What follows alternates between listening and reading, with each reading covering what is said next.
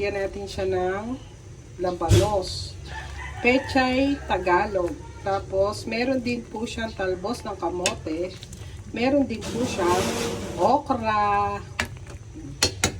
Ayan po ang ating ulam. Tapos, nilagyan natin siya ng maraming kamatis. At saka isang sibuyas. Yung kamatis, mga 4 na piraso. Kasi mura ngayon ang kamatis. Sa inyo ba, kamusta ang kamatis? Dito po kasi mura na. 50 pesos po isang kilo.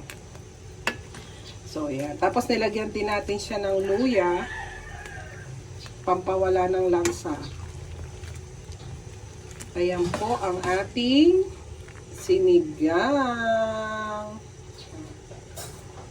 Ihigop tayo ng sabaw. Sarap po niya. Tapos, sausawan nito, no? Sili, tsaka patis. Oh my God.